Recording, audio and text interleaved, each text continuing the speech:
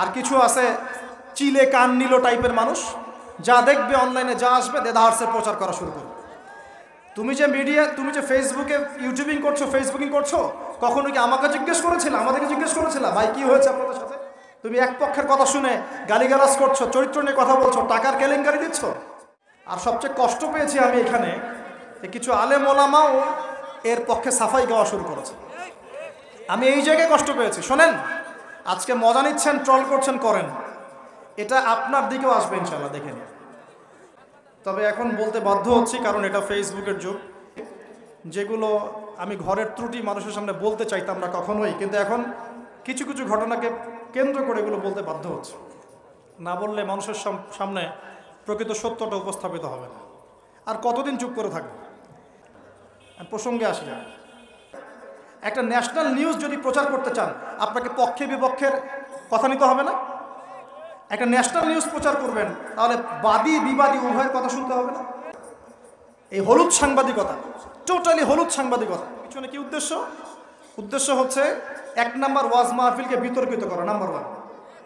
1 number উদ্দেশ্য ওয়াজ মাহফিলের যে চলমান সিলসিলা বাংলার মাটিতে চলছে, এই চলমান সিলসিলাকে বিতর্কিত করা একটা প্রধান উদ্দেশ্য 1 নাম্বার। 2 নাম্বার, ওয়াজ মাহফিলে যেসব বক্তাদের মাহফিলে বেশি মানুষ আসে, এই বক্তাদেরকে জাতির সামনে এই বিতর্কিত করে উপস্থাপন করা।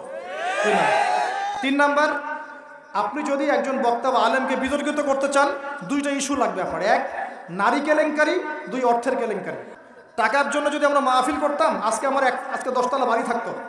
আমার 2টা পরিবার ভাড়া থাকি আমরা, প্রত্যেক মাসে ভাড়ার টাকা গুনতে হয় আমাদেরকে।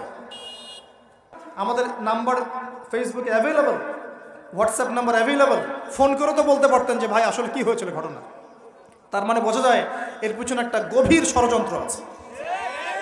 ষড়যন্ত্র 1 নাম্বার, আলেম ওলামাদের অবস্থা কিন্তু দেশে ভালো নয়। ষড়যন্ত্র 1 নাম্বার হচ্ছে হকপন্থী আলেম ওলামাদেরকে সমাজ থেকে মাইনাস করে দেওয়া, একটা উদ্দেশ্য 1। 2 নাম্বার, ওয়াজ মাহফিলকে বিতর্কিত করা, একটা উদ্দেশ্য। 3 নাম্বার, যেসব বক্তাদের ওয়াজ মাহফিলে বেশি মানুষ আসছে, জনগণ শুনছে, আমল করছে, ইসলামের একটা ফ্লো সৃষ্টি হচ্ছে, এই মানুষদেরকে সমাজে বিতর্কিত করে দেওয়া। এবং এই কাজগুলোর মধ্য দিয়ে কারা তাদের এজেন্ডা বাস্তবায়ন করছে আপনারা খুব ভালো করে খেয়াল করে নেবেন। আর কিছু আছে চিলে কান নিল টাইপের মানুষ, যা দেখবে অনলাইনে যা আসবে দেদাহার্সের প্রচার করা শুরু করবে। তুমি যে ফেসবুকে ইউটিউবিং করছো, ফেসবুকিং করছো, কখনো কি আমাকে জিজ্ঞেস করেছিলা, আমাদেরকে জিজ্ঞেস করেছিলা ভাই কি হয়েছে আপনাদের সাথে? তুমি এক পক্ষের কথা শুনে গালিগালাজ করছো, চরিত্র নিয়ে কথা বলছো, টাকার কেলেঙ্কারি দিচ্ছ। তোমাদের জন্য 2টা নসিহত করে শেষ করবো, জাস্ট 2টা। 1, নবী সাল্লাল্লাহু আলাইহি ওয়াসাল্লাম বলেছেন, কাফা বিল মারই কাযিবান ওয়া হুয়া ইয়াকুলু কুল্লামা সামিআ। কোন ব্যক্তির মিথ্যাবাদী হওয়ার জন্য এতটুকুই যথেষ্ট যে সে যা শুনবে যাচাই বাছাই না করেই তা প্রচার করা শুরু করবে। 1। 2 নাম্বার, রাসূল সাল্লাল্লাহু আলাইহি ওয়াসাল্লামকে আল্লাহ পাক বলেছেন, ইয়া আইয়ুহাল্লাযীনা আমানু, হে মুমিনগণ, আপনারা খুব ভালো করে শোনেন, ইন জাআকুম ফাসিকুম বিনাবাইন ফাতাবায়ানু। কোন ফাসিক, পাপাচারী, কোন ফাসিক যদি কোনো সংবাদ নিয়ে আসে, সেটা বিশ্বাস করার আগে অবশ্যই যাচাই বাছাই করে নিন, না হলে আন তুসিবু কওমান বিজাহালা ওয়া তুসবিহু আলা মা ফাআলতুম নাদিমিন।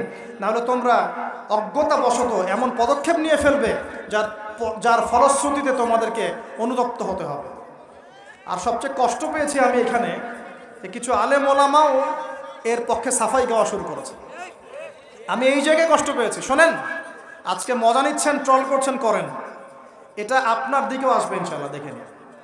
কারণ এটা শুধু আমাকে উদ্দেশ্য করা নয়, এর উদ্দেশ্য হচ্ছে পুরো ওয়াজ মাহফিল এবং আলেম ওলামা এবং পুরো কমিউনিটিকে বিতর্কিত করা। আপনার উচিত ছিল নিজের ভাইয়ের পাশে এসে দাঁড়ানো, আপনি উল্টা মজা নিয়েছেন। এগুলো আল্লাহর আরশ পর্যন্ত পৌঁছে গেছে ইনশাআল্লাহ। আল্লাহ পাক অচিরেই এর ফলাফল নাজিল করবে ইনশাআল্লাহ। আমি শুধু এতটুকু বলছি, আল্লাহর কাছে হাত তুলে দোয়া করছি, আল্লাহুম্মা ইন্না নাজআলুকা ফি নুহুরিহিম ওয়া নাউযু বিকা মিন শুরুরিহিম। আল্লাহুম্মা আকফিনিহিম বিমা শি'তা, আল্লাহুম্মা মুনজিলাল কিতাব ওয়া সারি'আল হিসাব, ইহজিমিল আহজাব, আল্লাহুম্মা ইহজিমহুম ওয়া জালজিলহুম। এই দোয়ার অর্থ যারা বুঝবেন জেনে নিয়েন যে আমি কি দোয়াটা করছি। আমি আল্লাহর কাছে দোয়া করছি, আল্লাহ পাক সত্যের পক্ষে থাকেন, মিথ্যার বিপক্ষে থাকেন। এখানে ইসলামের বদনাম হয়েছে, আলেমের বদনাম হয়েছে, এবং আল্লাহর দ্বীনের দায়ীদের গায়ে আঘাত এসেছে, এবং মিথ্যা প্রপাগান্ডা চালিয়ে চরিত্র হনন করা হয়েছে। আল্লাহর কাছে দোয়া করছে আল্লাহ পাক যেন একাই এই জালেমদের বিরুদ্ধে আমাদের পক্ষে যথেষ্ট হয়ে যান ইনশাআল্লাহ। আমরা দোয়া করছি আল্লাহ পাক যেন এদের এবং আমাদের মাঝখানে ফয়সালাকারী হিসেবে আল্লাহ পাকই যথেষ্ট থাকেন ইনশাআল্লাহ। আল্লাহুম্মা মুনজিলাল কিতাব, আল্লাহ পাক কিতাব নাজিলকারী, সারিআল হিসাব, দ্রুত হিসাব গ্রহণকারী, ইহজিমিল আহজাব, এই জালেমদের এই দলটাকে আল্লাহ পাক ভেঙে দিবেন ইনশাআল্লাহ। আল্লাহুম্মা জালজিলহুম, আল্লাহুম্মা হযিমহুম ওয়া জালজিলহুম, আল্লাহ পাক এদেরকে বিধ্বস্ত করবেন, এদের পাগুলোকে ভূমিকম্পের মতো কাঁপিয়ে দিবেন ইনশাআল্লাহ তাআলা। নবী সাল্লাল্লাহু আলাইহি ওয়াসাল্লাম, লাস্ট কথা, নবী সাল্লাল্লাহু আলাইহি ওয়াসাল্লামের উপর অত্যাচার আসলে তিনি দুই রকম সুন্নত দেখিয়েছেন। এক, তিনি মাফ করে দিয়েছেন, যদি ওরা ক্ষমা চাইতো আমি মাফ করে দিতাম, যদি ক্ষমা চাইতো আল্লাহর কসম মাফ করে দিতাম। ক্ষমা না আছে, উল্টা তারা মিথ্যা প্রোপাগান্ডা চালিয়েছে, এর কোনো মাফ নাই ইনশাআল্লাহ। আল্লাহ রসুল আরেকটা সুন্নাত, তিনি বদদোয়া করেছেন, হাত তুলে তুলে বদদোয়া করেছেন, আল্লাহ অমুককে দেখে নিও, তমুককে দেখে নিও, তমুককে দেখে নিও। আজকে আমি মাজলুম, আমরা মাজলুম, শুধু সেই বদদোয়া আল্লাহর কাছে করছি। অচিরেই দেখে নেবেন তাদের কি পরিণত হয় ইনশাআল্লাহ।